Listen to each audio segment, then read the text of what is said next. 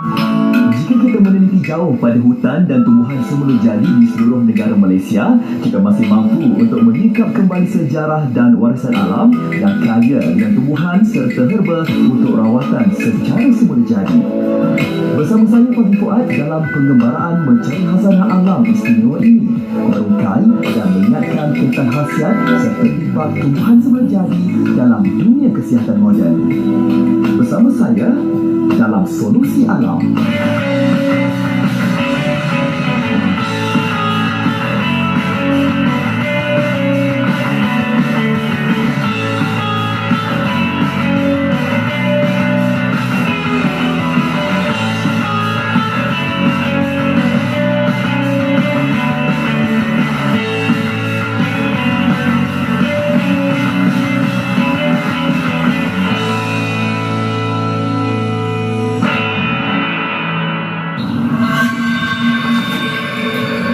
Kesihatan tanpa kebersihan adalah sesuatu yang tidak selari.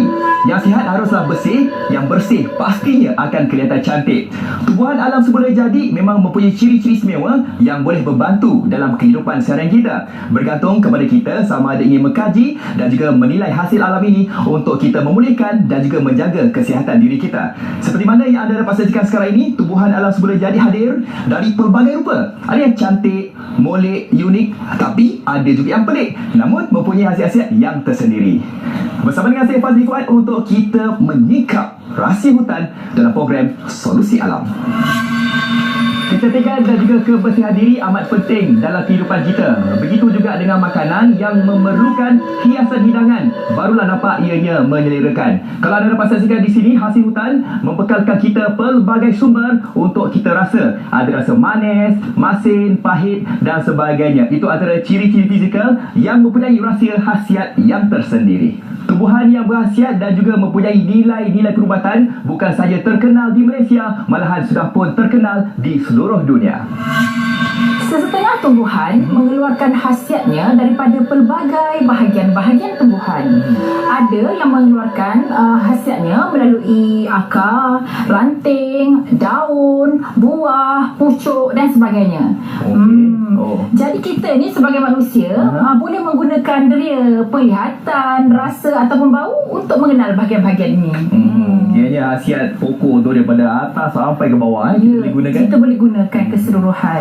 Okey, limau purut secara tradisinya digunakan melalui teknik perahan dia ataupun kita gunakan daripada minyak tadi, sapuan minyak dia tu kan. Okey. Jadi limau purut ni selain daripada itu ia mempunyai sifat ejen-ejen pembersihan. Dia boleh guna untuk membuat pembersihan kan, ejen-ejen pembersihan.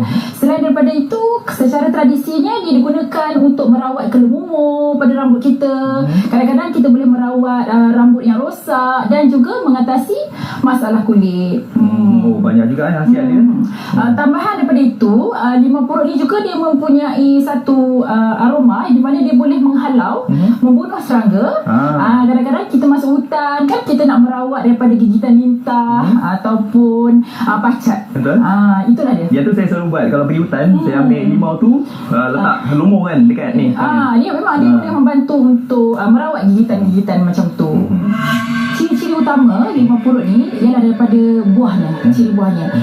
Buah limau purut biasanya yang telah matang berbentuk bulat sebegini, mempunyai permukaan kulit yang menggerutu. Manakala untuk ciri daun, keunikan limau purut ialah dia mempunyai orang panggil bersayap dan mempunyai bentuk nombor 8. Cuba tengok ni kan, nombor 8. Okey, dia macam nombor 8 kan. Ya, dia ada cekak di sini kan.